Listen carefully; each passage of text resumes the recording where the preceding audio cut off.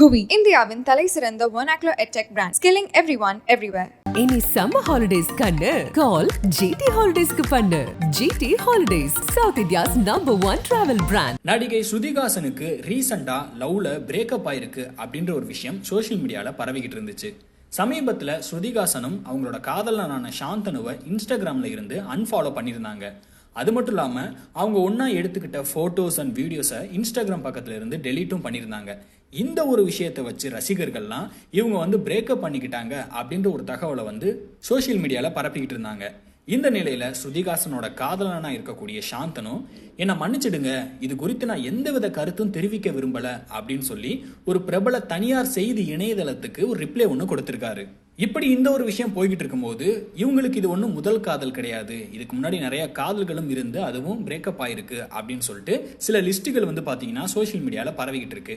அது என்னன்னு பத்தி தான் இந்த வீடியோல நம்ம தெரிஞ்சுக்க போறோம். சினிமாவில் ஸ்ருதிகாசன் நடிக்க ஆரம்பிச்சப்போ சித்தார்த் அவங்க கூட சேர்ந்து தெலுங்கு படம் ஒண்ணுல நடிக்கும் போது இவங்க ரெண்டு பேரும் காதலிக்க துவங்கினதா சொல்லப்படுது. 2010 இருந்து 2011 வருஷம் வரைக்கும் இவங்க ரெண்டு பேரும் டேட்டிங் செஞ்சுட்டு வந்ததா டோலிவுட் திரையுலகில் அந்த நேரத்தில் கிசுகிசுகள் பரப்பப்பட்டு சில கருத்து வேறுபாடு காரணமா இவங்க ரெண்டு பேரும் பிரிஞ்சிட்டாதாவும் சொல்லப்பட்டுச்சு. இதை தொடர்ந்து 2011 வருஷம் நடிகர் தனுஷ் கூட சேர்ந்து 3 படத்துல இவங்க ரெண்டு பேரும் நெருக்கமான காட்சிகள்ல நடிச்சப்போ சில மாதங்கள் இவங்க தனுஷ் கூட டேட் செய்ததாகவும் இதனால ஐஸ்வர்யா ஸ்ருதிக்கு இடையில மனக்கசப்பு ஏற்பட்டதோட இவங்களோட நட்பிலையும் விரிசல் ஏற்பட்டதாகவும் கூறப்பட்டுச்சு.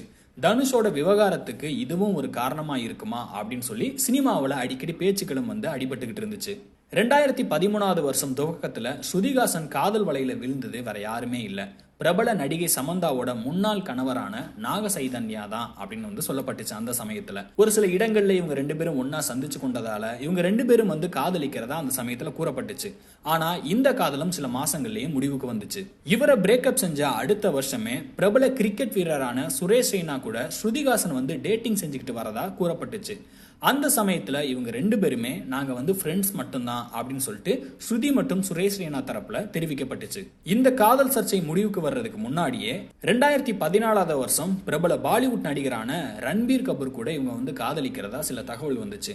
ஸோ இந்த தகவலை உறுதி செய்யற மாதிரி தான் இவங்க ரெண்டு பேரும் ஒன்னா வலம் வர்றது, அதுக்கப்புறமா நிறைய இடங்களில் சந்திக்கிறது மாதிரியான போட்டோஸ் வெளியாக இருந்துச்சு. அதுக்கு பின்னாடி இவங்க பிரேக்கப் செஞ்சதாகவும் சொல்லப்பட்டுச்சு.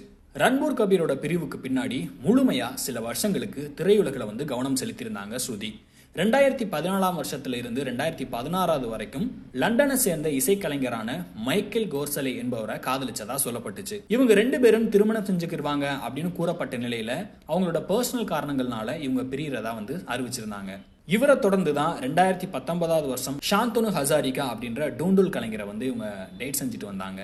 4 வருஷத்துக்கு மேல பாத்தீங்கன்னா லிவிங் அண்ட் ரிலேஷன்ஷிப்ல இருந்த நிலையில இந்த காதலும் முடிவுக்கு விட்டதா இப்போ ரீசெண்டா தகவல் பரவிக்கிட்டு இருக்கு. ஆனா இது உண்மையா வதந்தியா அப்படின்றது இவங்களோட தரப்புல இருந்து அபிஷியலா சொன்ன அப்பதான் இவங்களோட தரப்புல இருந்து அபிஷியலா சொன்ன உடனே நமக்கு தெரிய வர வாய்ப்பு இருக்கு. குவி இந்தியாவின் தலை சிறந்த vernacular edtech brand, skilling everyone everywhere. Any summer holidays kannu call GT Holidays ku pannu. GT Holidays, South India's #1 travel brand.